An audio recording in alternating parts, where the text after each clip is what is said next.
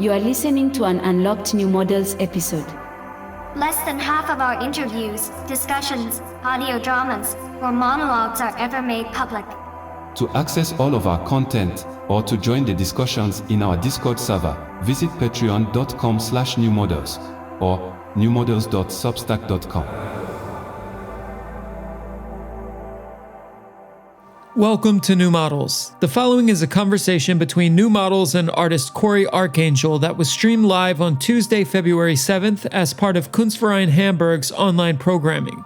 Cory's show, Flying Foxes, has been at the Kunstverein since November, and curator Nicholas Tammens invited us to speak to him before his show closes this Sunday. A video of the stream will likely be available through the Kunstverein Hamburg soon, but we not only edited the conversation for you to listen to here, we remixed it with our proprietary New Models Audio Metaverse technology. What was just a Zoom conversation is now an immersive, experiential podcast in front of a simulated studio audience. We hope you enjoy this journey into the Audio Metaverse with myself, Lil Internet, my co-hosts Carly Busta and Daniel Keller, artist Cory Arcangel, with an introduction from Kunstverein Hamburg curator Nicholas Tammens. Let's get into it. Welcome to the New Models Audio Metaverse.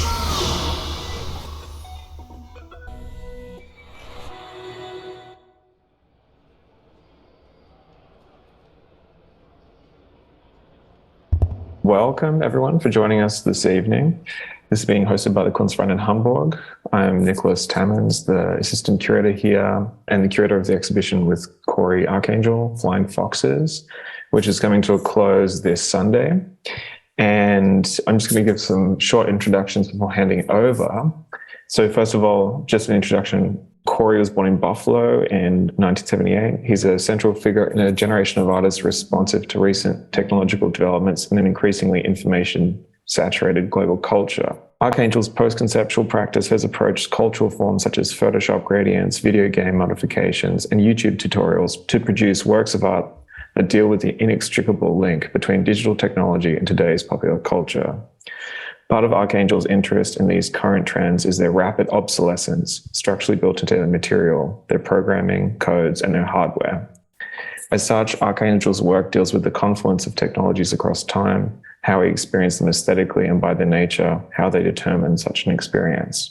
And of course, today, Cory joins us alongside Carolyn Buster, Lil Internet, and Daniel Keller from New Models, a media channel and community addressing the emergent effects of technology on culture. Since 2018, New Models has built an international member network and Discord server, who I think are listening at the moment, staged many IRL and digital physical events, published swarm-generated content with highest notoriety, Kaleidoscope and November, released an album's worth of radio plays by Lil Internet, created an internet perfume with Society of Scent, and facilitated the creation of an interactive digital glossary, NM Webdex, as well as a physical book, NM Codex, both collectively authored by the NM community. So New Models publishes a weekly podcast hosted by our three guests tonight, often with the help of and in dialogue with a range of experts. If you don't already, you can follow them on newmodels.io, patreon.com, New Models, and their Substack as well. And we should also say a very quick thank you to our sponsors, the Behörde for Kultur and Media in Hamburg, the OCA Norway, and the Norwegian Embassy in Berlin. So with that, I hand it over to New Models and Cory to kick it off. Thank you very much. Thank you. Thanks, Nick.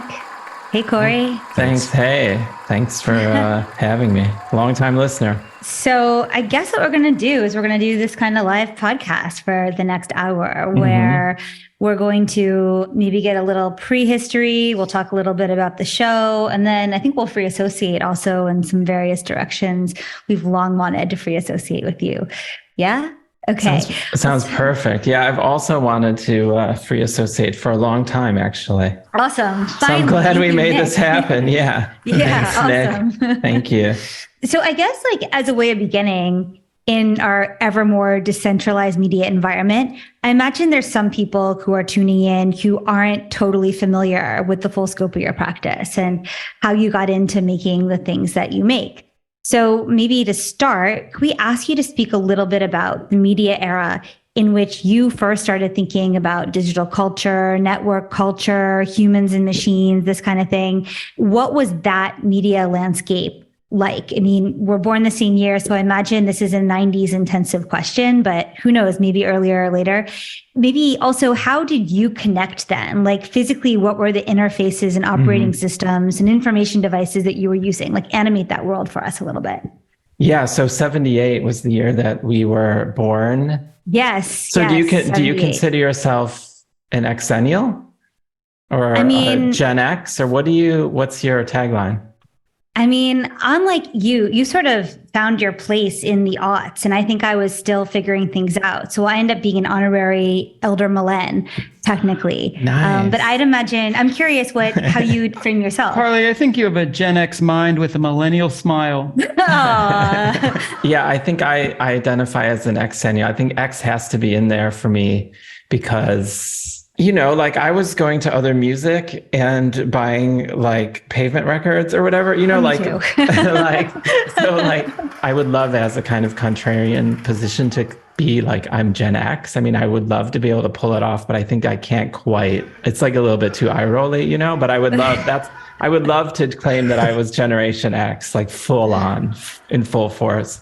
But yeah, I think it's like, for me, the first time I really started to think about like networked, the idea of like being able to broadcast was through public access. So I was in Buffalo, and I'm an MTV kid, right?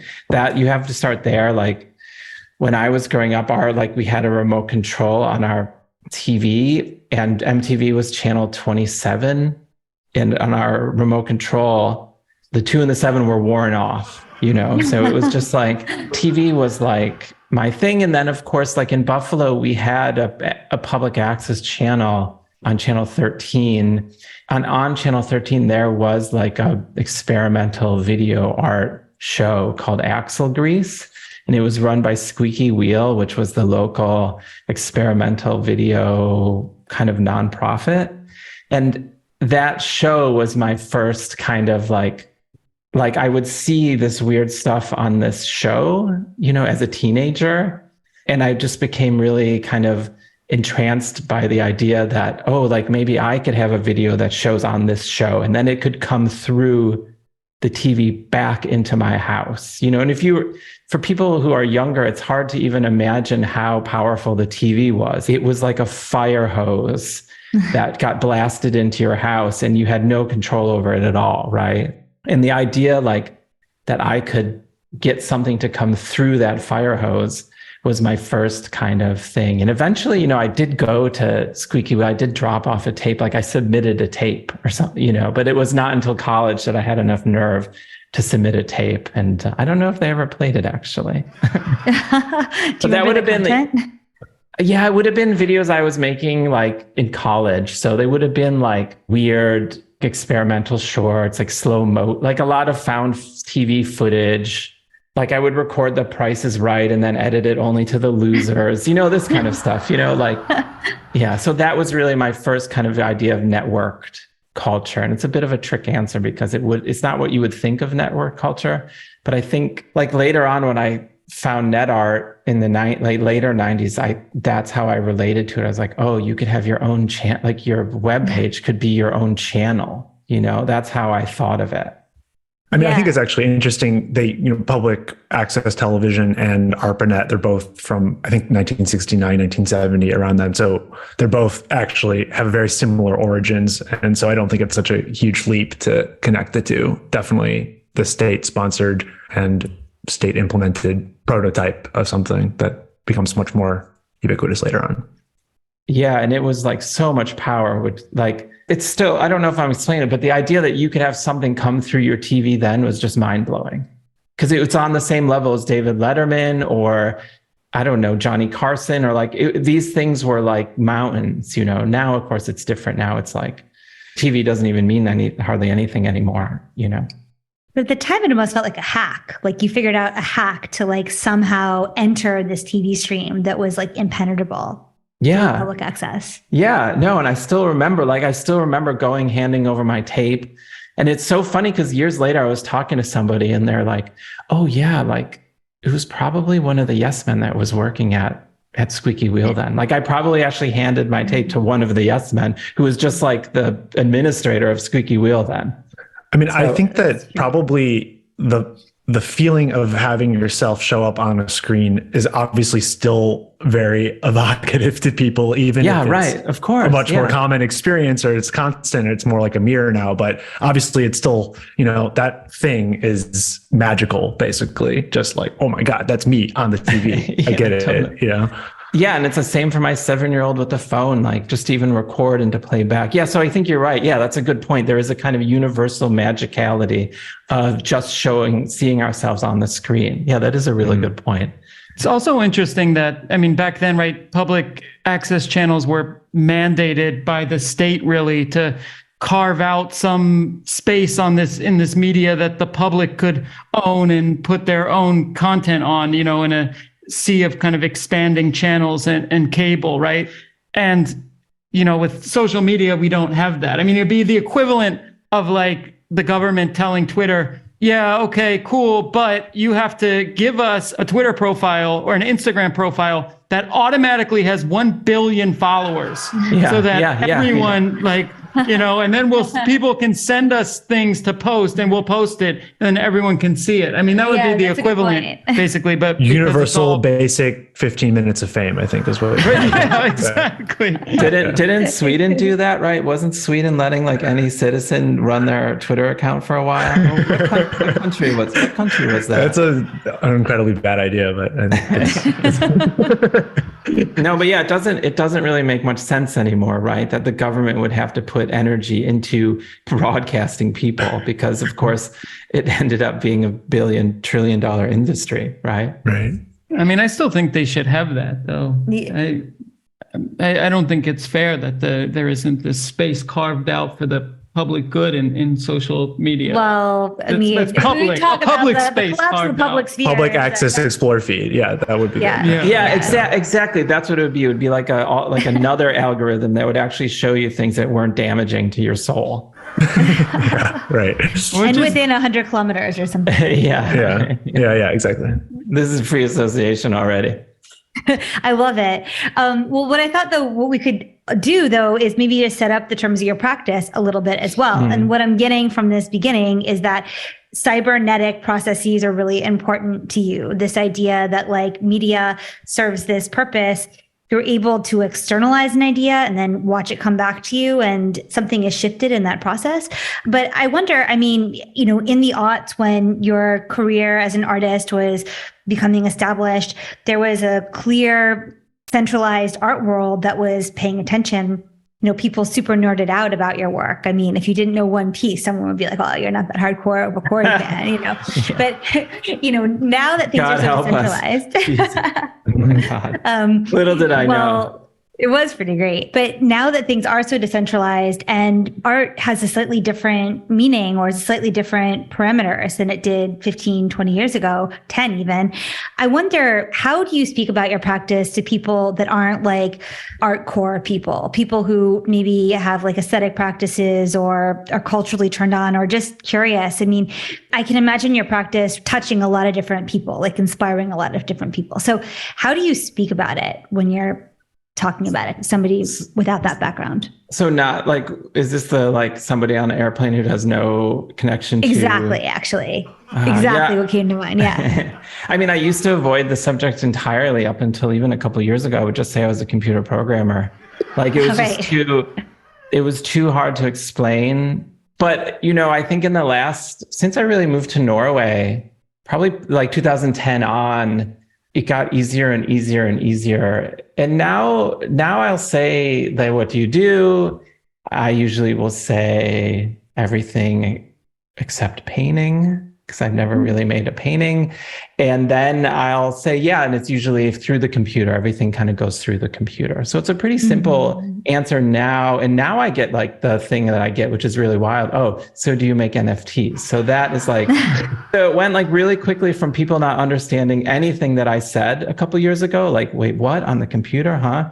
To like, oh yeah, I know that. Is that NFT thing? So it's really changed really radically, even in the last few years.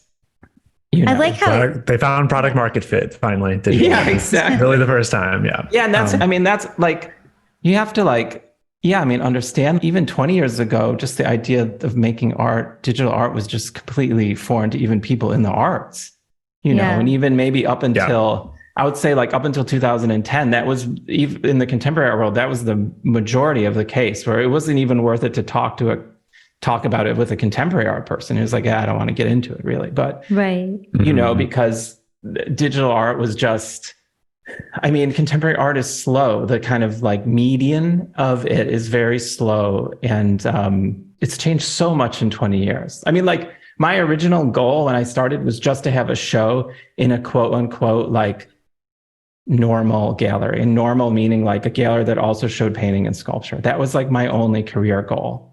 I think that's actually something really interesting there. Like for a digital artist to be into a museum or in a gallery system, that felt like transgressive or almost like you were hacking your way in. It felt, and that does not feel that way anymore. Probably it feels like the trad option, but no, I think that was very much like it made sense as a goal because it was progressive inherently to get your kind of stuff in there. Yeah, it felt impossible. It was like, it felt entirely like an impossibility. Like that's how it was presented to me in 2000, 2001, 2002. Yeah, now it's the opposite. Now it's like, God, now I have the exact opposite problem where I don't know what to do going the other way. Like, let's stop this train. Like, how do I turn it around? You know, like. I mean, since you mentioned them, I'm just going to ask, I assume that you've had offers or opportunities to make NFTs or people approaching you, NFT platforms, et cetera. I'm just wondering why you have chosen not to do that so far. Or, I mean, you're mentioning that you want to get away from kind of art world infrastructure distribution. So just wondering if there's anything on the horizon there. Yeah, I mean, definitely want to like jump in at some point, you know, so it isn't like I'm against it, but it's just like, it's a pretty boring answer. Like, I had Corona with a kid. It was just like, I didn't have time to deal with learning like the blockchain. Do you know what I mean? I was just trying to like get by week, you know? And so I haven't really, I think like with all that stuff, it's a technology, but it's also an economic system and it's also a culture, like a whole, so it's really a lot to handle.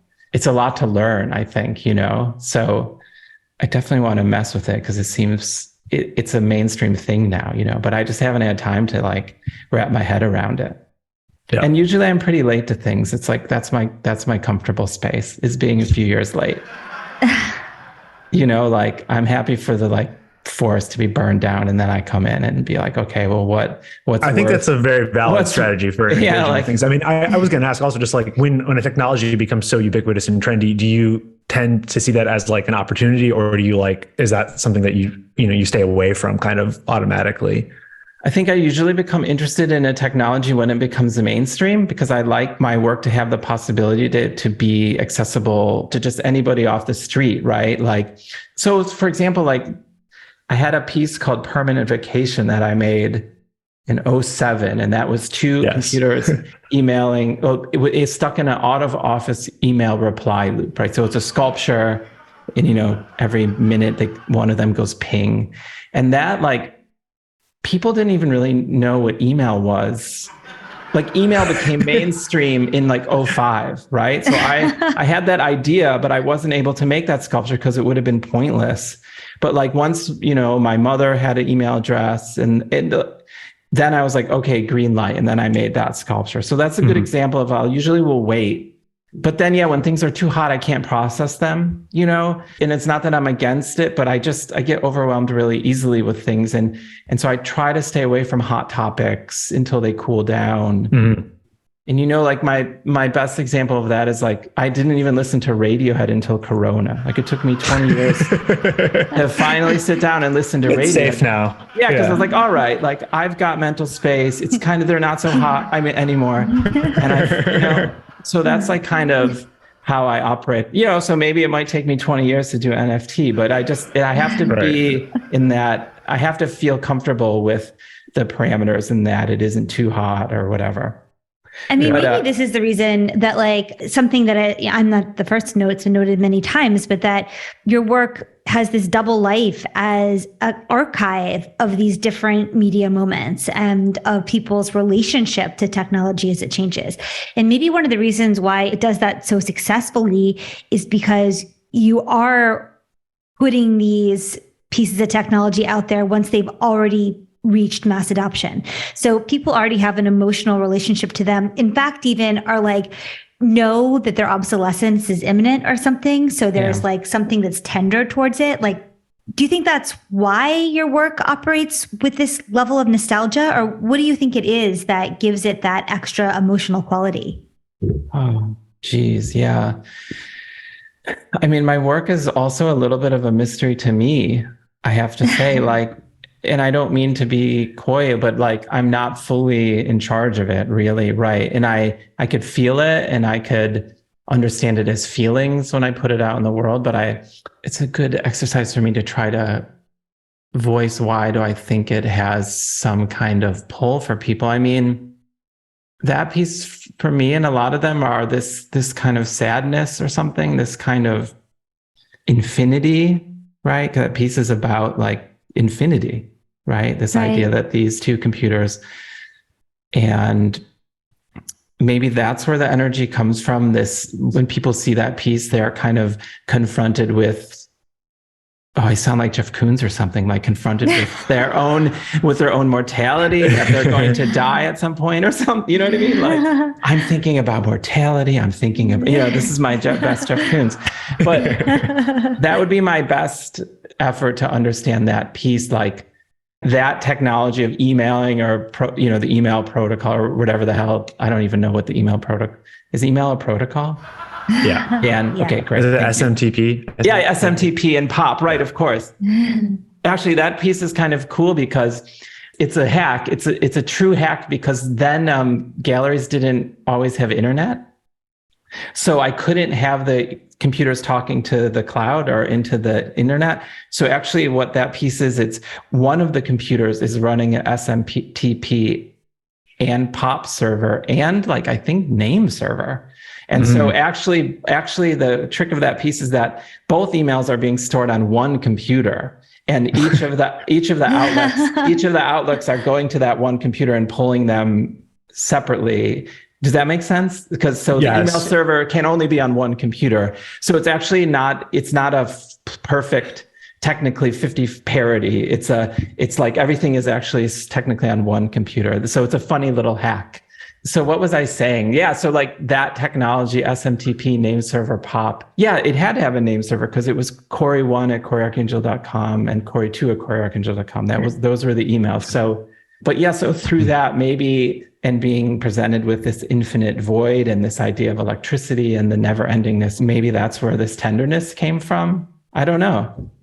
That makes sense. I mean, the Mario clouds have that same feeling of infinity, and it's sad because the players are gone and it's just the clouds. And you think about like after you're dead, somewhere there's still going to be a Super Mario world that exists without humans, I guess. Yeah, I always thought like years later, I thought of that one was being more also like, oh, and this is what we do with our time. Like, this is how we represent nature. Like, this is our idea of the natural, But so I think for my work, it's often these feelings, and I'm tapped into these feelings, and the work is driven by that. And then, as you can see, I just tried to decipher one of the feelings, right? Got it. Quick question, but have you ever gotten scooped on a concept? Like you had an idea to do something all the time? Yeah, all the time. I mean, and I think being scooped is I had to learn early on that being scooped is a good thing. And usually what you want to do when you're scooped is you want to reach out to that person and become friends with them, you know, like it means it means that somebody else in the world you're sharing some kind of brain space. And so instead of thinking it is like, oh no, I blah, blah, blah, blah, blah, it's really like, hey, this is a really positive situation. And your community can be created that way by who's scooping you. And in the end, it turns out there's a small amount of people doing this kind of stuff, you know, but I'm being scooped all the time. And now I look at it as I'm older and I have less time, a lot less time. It's like, oh, thank God, like I can get rid of that idea off my list. Right. You can just remediate it. Be like, look at this cool thing. And then exactly. Be aware of it's enough. Related to like creating your own community, both of us started our art practices in collaborations before trying solo careers and other configurations. And I'm just wondering, what were kind of the best and worst aspects of collaboration for you, and what kinds of collaboration do you still use in your practice? And also, like, is there any chance for a beige reunion ever in the future? Maybe say what beige is. Beige was, of course, close. Yeah, the beige programming ensemble. Ensemble. Duh, right. Yeah. Oh, great question. Yeah, so that was like a kind of programming ensemble that I was in, like late 90s, early 2000s. 4 people were in that.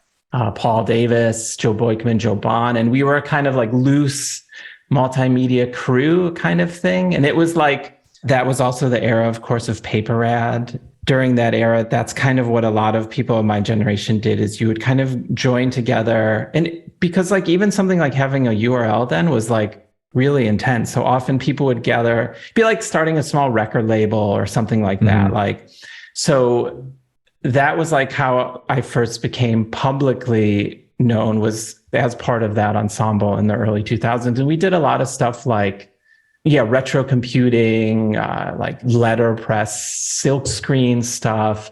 Yeah, I mean, like I still collaborate a lot. So that's something that hasn't fallen off, although the collaborations have been in different ways. So I just got back from New York and I did a performance on Saturday night at Issue Project Room with Stina Janvin. So we did like an hour of music for string ensemble, voice, auto-tune, MIDI guitar. And that was based off of scores that we released last fall on Primary Information in a book called Identity Pitches. So I'm still doing like a lot of different things. I would say pluses and minuses, like, of course, every collaboration is different. Pluses are like, especially now, I'm like, it's been almost 25 years, right? So I'm like, my thing is like my thing. And I'm like, kind of like a bit uptight about it. And I sit in this little room that you see here, like alone, and just like, I can get kind of in my own head, and it could get kind of into a bad space a lot of times just because so collaborations are a way for me just to like let go and just like trust somebody else and get out of my own nonsense and just get into some kind of flow. And just like this thing with Stina, like I learned just intonation. I just like was exposed to this huge world that I wouldn't have been. So that's the thing. That's the great thing about collaborations is, for me, it's just a way just to let go and just be like a person and not like this kind of art machine. And then, negative things, collaborations, miscommunications, different people want different things, it's like classic band kind of energy. So it's definitely, it can go either way. But I think for me, in some way or another, I'm always working on some collaboration at any point because it keeps things moving. But there may be just more like flexible arrangements, and you're not like creating bands. I think that's exactly. So exactly. Like I think the beige programming ensemble was a little bit closer to a band, and also we were also young, so that was just like that was like a different time. But in terms of like, there's no reason something couldn't happen. I would say I would leave that as the exclusive. I mean, I think about that stuff now, like. I mean, we started work on the 8-bit construction set in the late 90s. It's like almost 25 years. So I think back on it all really fondly now, like. Yeah. I feel like there must be enough distance that generally whatever beats have faded away. Like really fondly. And those are really special projects and really important to my life of being an artist, so. I wanted to ask, you grew up playing guitar. I think you even studied classical guitar. And of course, music. Sorry, this is like a Twitter thought leader type beat, but like in antiquity, right? The quadrivium was this type of education where you'd study music, arithmetic, astronomy and geometry. So it's like everything related to patterns and math, including music, was kind of packaged together. But I wonder if you found any analogies in the process of like guitar playing and the things you do in coding or hacking, etc. Yeah, definitely. Yeah, definitely. Like, well, music is just code. I mean, a score is just a sheet of code. I mean, I'm not even being like poetic. It's like, that's literally what a score is. Play this note here, repeat this many times, go back. So, to study music is really in a way to study a type of code. I studied Western classical music and avant-garde, Western avant-garde music. So there wasn't that much difference really between that and coding. Guitar in specific is also like a cool instrument because you could play the same note in many different places. So to play guitar means you always have to be thinking a bit multidimensionally, because there's so many different ways to play the same thing. And it's a bit like chess or something where you have to be thinking ahead, so many moves ahead, ... And so I think that helps me, like, especially with conceptual art, where you have to kind of have these huge thought trees and slowly kind of cross some of those possibilities out to arrive at an answer. So there is a real parity, especially with arranging music for guitar. And that my teacher at the Oberlin Conservatory was an arranger, so I learned that. And then the third is like the idea of a stage.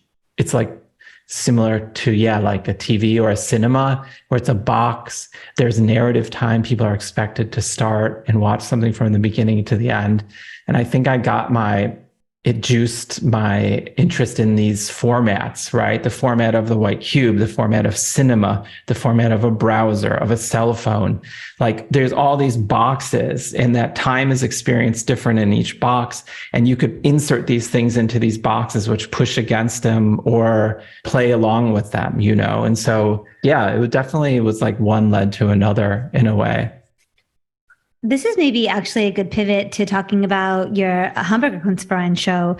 We can get into all the different works, but prominently there's 2 videos that are simultaneously playing, where it's basically like an Instagram feed scroll bot performance. I wonder how you describe it. Maybe for listeners who haven't seen the show, you could animate that a little bit. But this idea of performance feels relevant, feels like there's a link here. Yeah, definitely. So let's say, if you were next to me on the plane, this is one I would explain. I have a couple go-tos. I would say like Mario Cause is a go-to. My working on my novel is a go-to, and this Instagram bot one is a go-to. So I would be like, for example, like I wrote a bot, or in this case, my studio wrote a bot. It was Henry Van Dusen, actually. And it just goes to a feed. It could be Instagram or Twitter, but in the case of the Kunstverein show, it was Instagram. And whatever feed it's pointed to, it just scrolls and likes every post. So scroll, like. And for the Kunstverein show, we did it for ConocoPhillips and Amazon. And so when you go into the show, there's a huge cinema projection with a bench in front of it, like MoMA style, of this ConocoPhillips feed, just scroll, like. But horizontally, importantly. Yeah, of course. Yeah. And that's cinematic scope. It's very important. It's horizontal, which Nick and I learned at some point during the show. It's actually technically a tracking shot. That's like, right. Because it's like the camera moves on a kind of like track.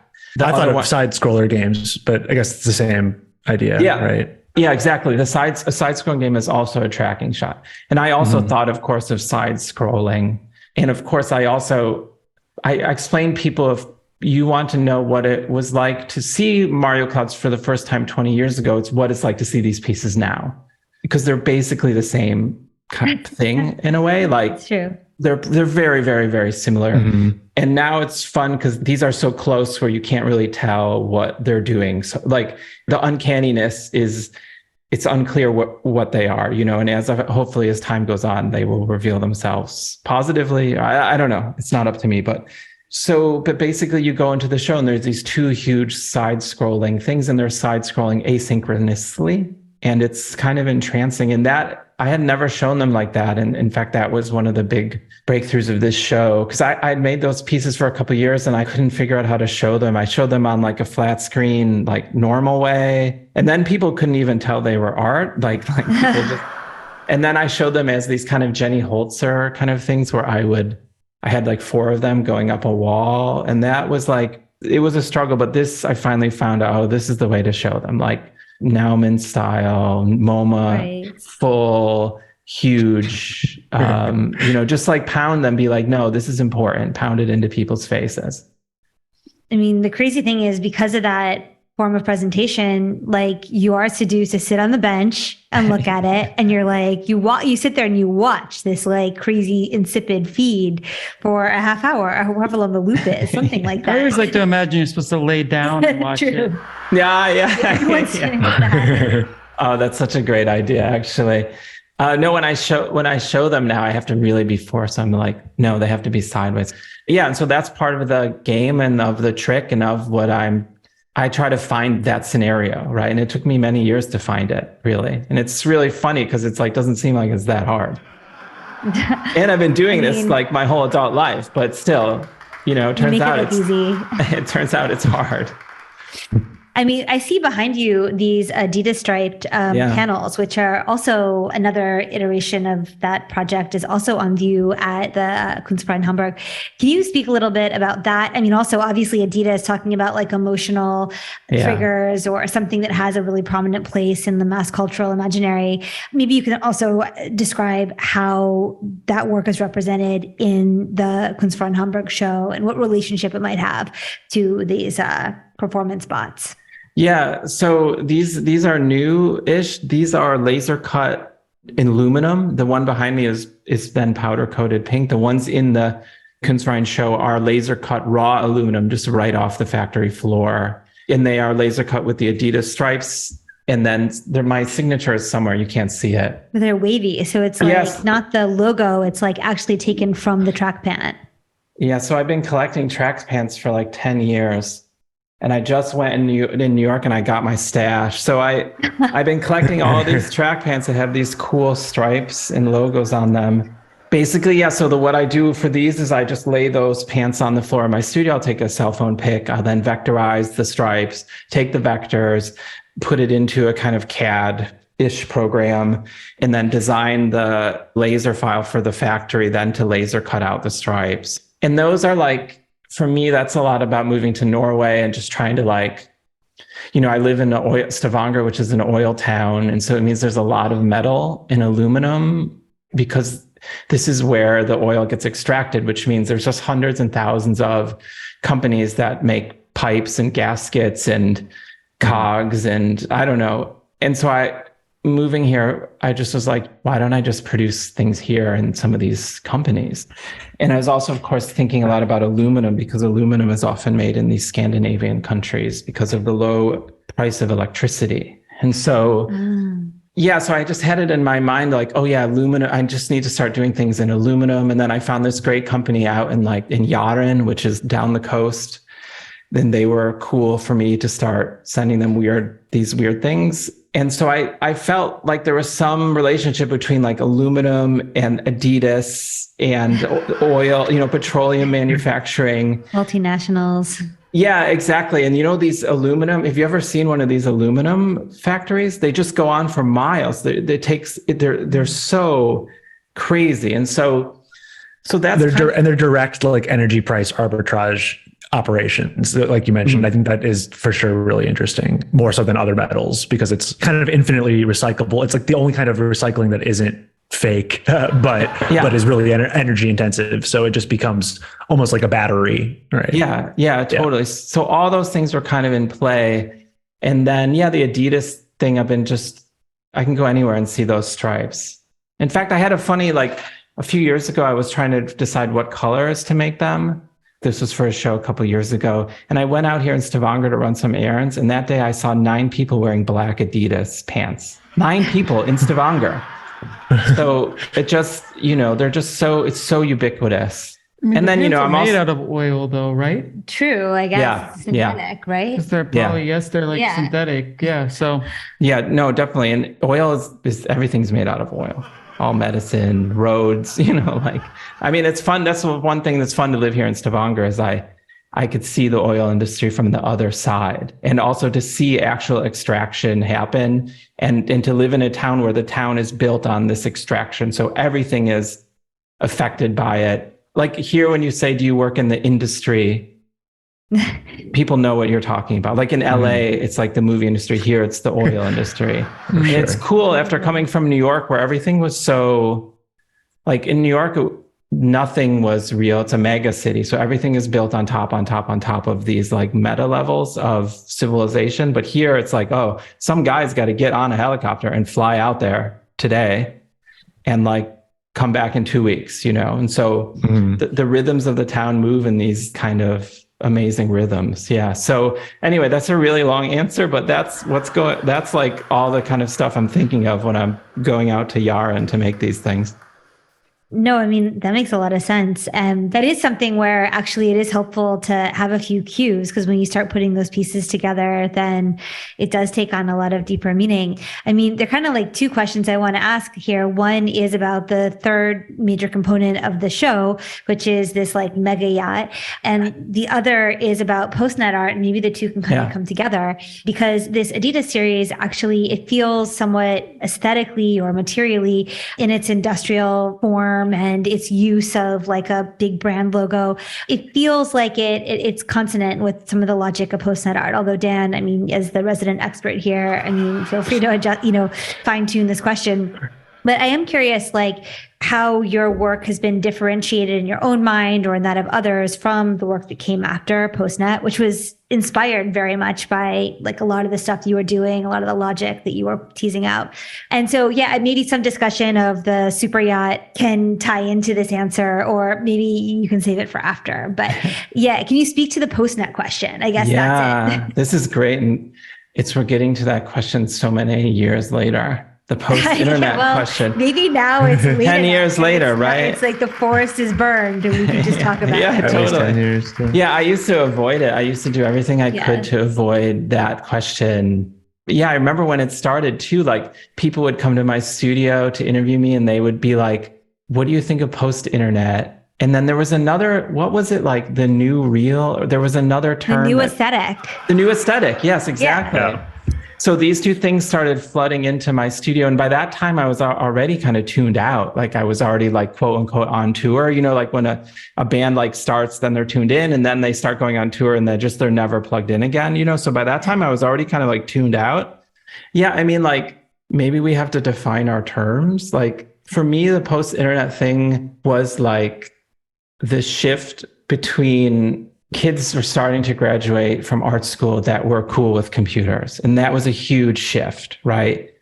So before that, most art school educated people were like against computers or didn't like digital art or whatever. I mean, it reminds me how people think of, well, is it street art was a parallel in a way, but now that's a whole different thing. But right, like people in the art industry don't like street art, right?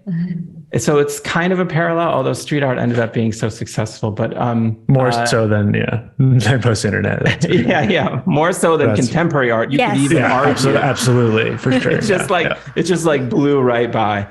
But then so then all of a sudden there was a generation of kids who were used to using computers and then started making the work, and like kind of like people who were running things were forced to kind of reckon with it, because it really is the artist that lead the charge in a way, and so the post-internet thing was this kind of, I don't know, like when it showed up, I was kind of relieved, to be honest. Like I was kind of like, thank God I couldn't have waited another year, because it was, all that work I was interested in, and I kind of like, it was a huge relief to me, So I identified with all that stuff and followed it, and I think I was never quite really like associated with it because I was a little bit too old already, but I think the differentiation for me was always, it was also like one of the first times that I realized that I was a different generation, where I did come from that media art generation where I was like, I got to code and I got to do, like, even though I was pushing it farther than the generation before me, getting away with things that they would have considered not cool. Like I was pushing it And then the post-internet generation was like coding. Why would we even code?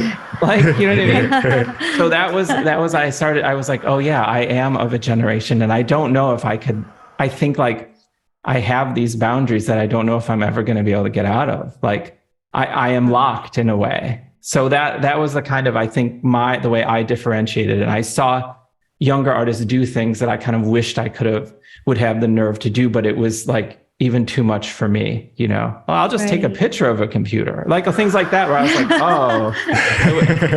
I wish I could have done that, you know. Yeah. Well, I think I always think of you as just sort of the most successful net artist, which of course paved the way for that. And when I think of your practice now, it's indistinguishable from a post-internet practice. It's what it is. It's in the wake of the internet. It's responding to that culture. The Kim Kardashian game feels very much like the same logic of a post-internet art. It converged, but you led the way for it to be possible is how I always saw it. So, and your work, thanks. I always think is the link. I always consider the link between Paper Rad and Dis Magazine. Sure. Yeah. You guys definitely were really like, for me, my timeline goes Jody, Paper Rad, you guys, Dis. That's like, I think that makes sense, sort of, for sure. It's 3D with it's an AIDS 3D for us, for those people listening. And it's really like, you could see Jody in Paper Rad. You could see Paper Rad in AIDS 3D, and you could see AIDS 3D in Dis. And so there's this incredible, lovely lineage. And for me, like, I am following along all that stuff. And like, for each of those entities, I was like, yes, you know. And what do you think that like the DNA has gone where? What in your scope? Dan, questions also for you. I mean, Julian also. Like, what do you think now is the further generation of that? What do you see popping up? Is it in like... Romelia is the closest thing that I can think of. Okay, yeah. I would say so as well. Wait, is that a direct lineage? I don't know.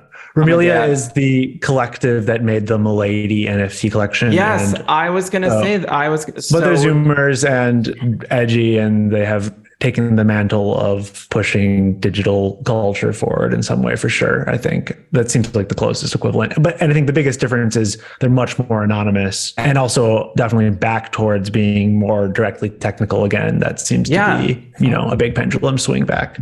For sure. All right. So we have, and then there's a 10-year difference between what was in between Dis and that. What was that? The dark ages. Yeah, COVID, exactly. Trump era brainworms. Yeah, totally. Yeah. And it's funny because when I first met Joan and Dirk from Jody, I mean, that was like 2000, 2001, and they were anonymous. They were living in Barcelona then, and I thought they were going to invite me to like a warehouse that was like had burning cars and like I really thought I was going into some kind of a hacker haven because people didn't even know they were artists, or like it was so unclear what they were, Yeah, well, they played that up, that's for sure. They played that up, yeah. Definitely. Yeah, so it's interesting that is kind of back. But actually, that's another thing to talk, like a lot of things that I saw in the early 2000s, like data viz, a lot of the MIT stuff, a lot of that stuff is really back in different ways. So it's funny to see these cycles, That relates to your question. Well, it kind of just preempts my question. I mean, I had written, as above, so below. We've left the weird 10s and have entered the Gnostic 20s. And in this spirit, I'd like to hear if there are any patterns or cycles you've noticed repeating in the way either society relates to new technologies or cycles in the technology itself. I mean, you just mentioned some, but I don't know if there's any other pendulum swings that have also been really apparent to you. I mean, like, isn't Discord just like chat room? So like, I don't know, like I feel like, or bulletin board systems, like I wonder like how different these, I mean, of course I understand how different they are because even the littlest change can mean everything in a culture, but I do wonder as this kind of Twitter era is falling apart, like it's interesting that there is some movement to go back to things like chat rooms and then with the art, it's like I see a lot of this data viz stuff and a lot of this NFT stuff. It reminds me a lot of stuff that I saw 20 years ago, but in a kind of new form. So it's nice in that I think that stuff was maybe underappreciated then. And so it's cool. It's kind of having its moment. And I don't know, it's wild. What do you all see? It's a spiral. Downward spiral. I mean, if we're going to talk about like internet platforms, I think it's just like, there's a pendulum swinging between bundling and unbundling of services or communities, and we're kind of in an unbundling cycle, but that's just going to shift back. And it seems like I don't think either of those options is going to win. It will be a perpetual war between different types of monolithic entities like Twitter and things like, dark forest.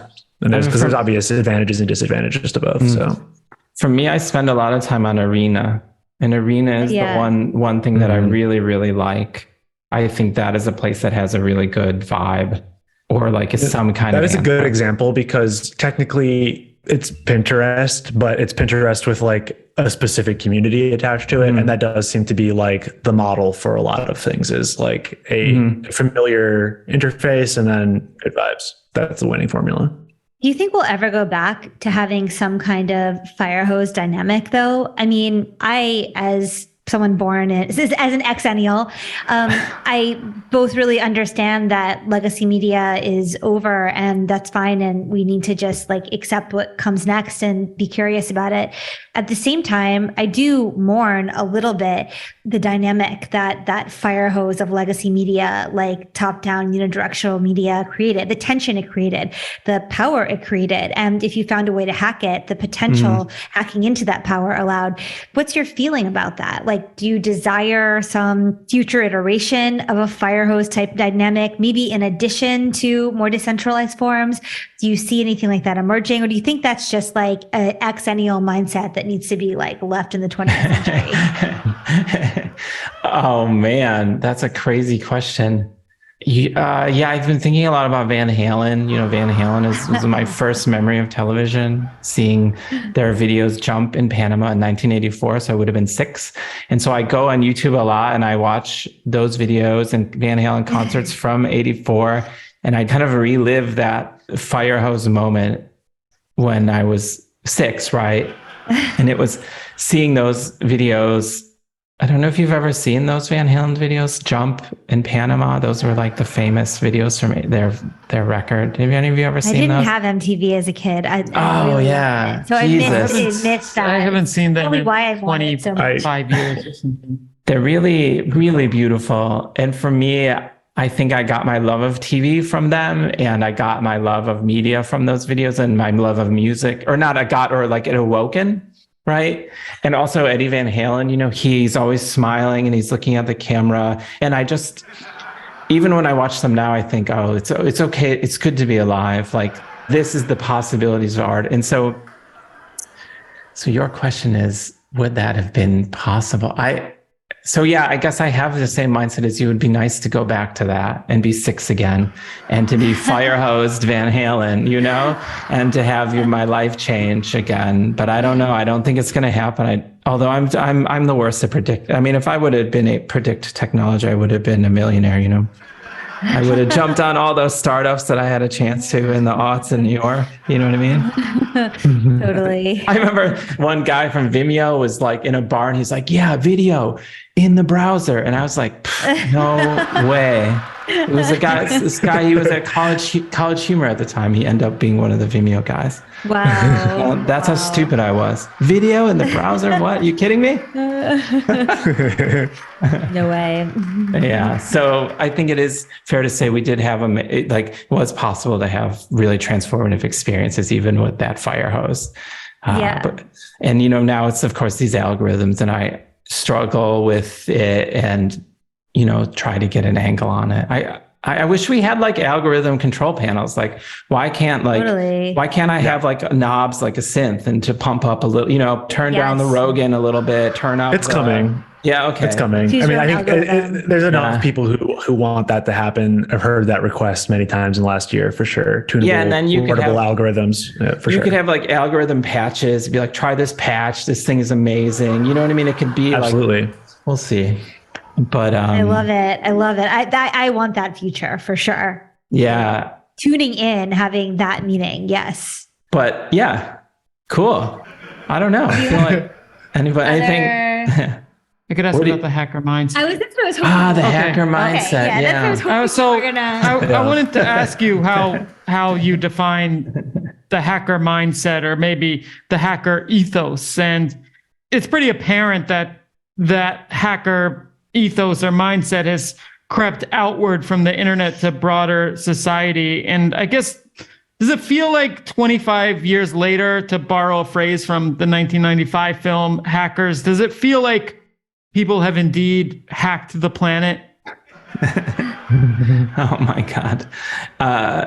Yeah, I mean, I always my initiation to hacking was in college, and it was like to play pranks, to do clever things on computers. And it was really to play pranks. So that was my in to the hacker game. In contemporary art, prank playing can be a part of it. And especially what I do is very heavy on the prank playing, like what you saw at the Kunstverein, these horizontal Instagram feeds. I mean, that's really a straight gag, really. And it's just about trying to pull it over and, it's get the benches, get the size, do it at the Kunstverein, and just see if you could make it work. And yeah, I don't know where I'm going with this, but for the planet, yeah, it's such a drag. I mean, I feel like, what did it lead to? It led to Uber. You know what I mean? It somehow got combined with this Jack Welchian, squeeze every last drop out of the rag productivity. Somehow Silicon Valley just... Hacking became life hacking. That is a very different, it's not prank. It's about productivity boost. Productivity. Yeah, exactly. That is a big difference. And I don't know when that happened. And so to me, yeah, when I think of that trajectory, it's just a drag, really, this freelance economy, I get a big sigh, actually. I mean, even though your work often is kind of built around a prank or one weird trick, it always has an after hit that is always a bit whoa or kind of spins you. I mean, even with the horizontal bots performance. Yeah. I mean, it was weird. Sometimes I'd be watching some absolutely inane Amazon ad, but the bot would and move past it before it's finished. And I felt myself being oh, but what happened? And I'm just fuck, that, the fact that I couldn't see the end of this Amazon ad, actually bothered me. And then I started thinking about what the fuck are these things doing to my brain? The fact that I'm it's a prank that unlocks some sort of micro existential crisis. And I think that's what is really special about your work. Thank you. Yeah, thank you. I don't know if I could add anything to that. That is the goal, really. This has been super fun chatting with you, Cory. Yeah, it's so great to finally connect. I know we've been trying to connect for years. Literally. Yeah, I know. Yep. And I want to come and visit you all in Berlin, actually. Yeah, you gotta totally.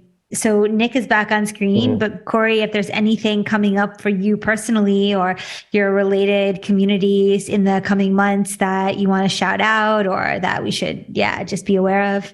Well, I'll plug, you got 2 days left or 3 days left to go see this show in Hamburg, right, Nick? How long do they got left? Until Sunday. Until Sunday to see this show.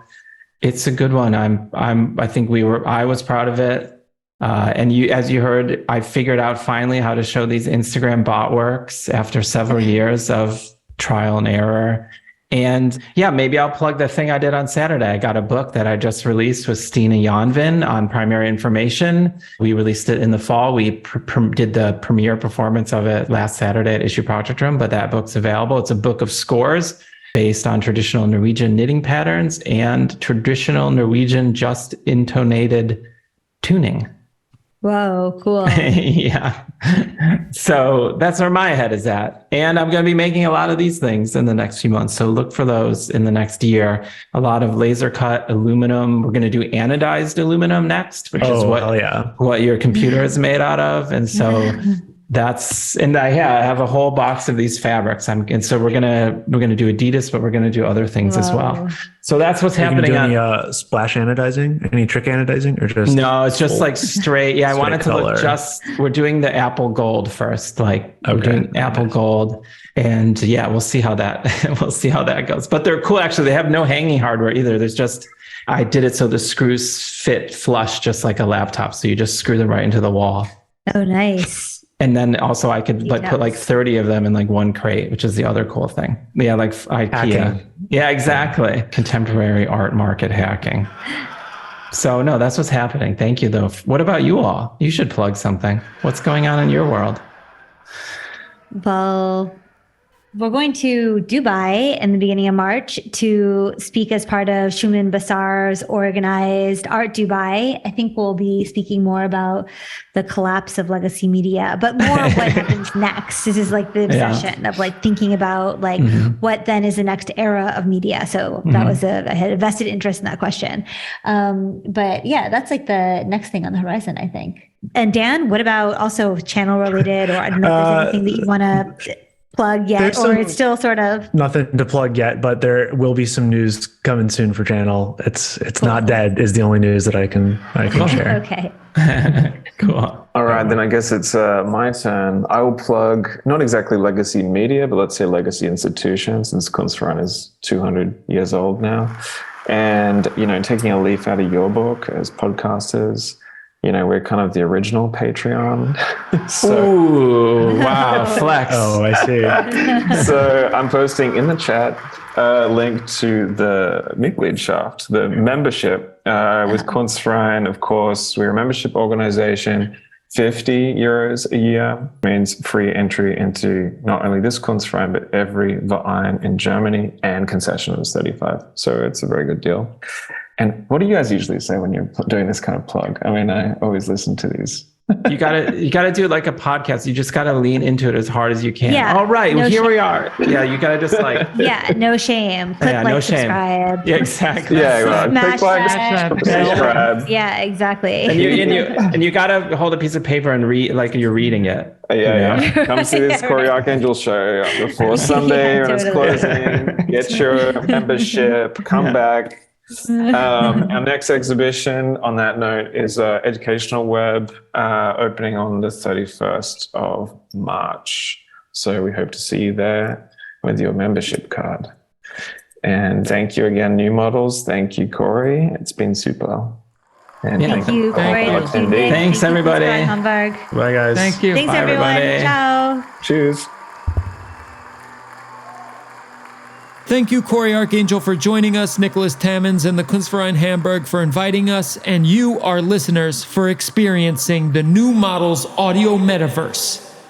A shout out to everyone who came to Trust on Wednesday for our first collaborative film night. We laughed and smiled and felt butterflies in our bellies as we shared a whimsical romp through anime hell watching Project Ito's genocidal organ. If you missed it, there will be another film night next month, this time with more chairs. Next up on the podcast is Lauren Boyle from Dis, but you can check out Carly's review of Dis's recent opening at the Schinkel Pavilion in Interview Magazine right now. Warning, you are now leaving the New Models Audio Metaverse. See you next episode. This has been a New Models production. Music and mixing by Lil Internet. For more, visit patreon.com/newmodels or newmodels.substack.com.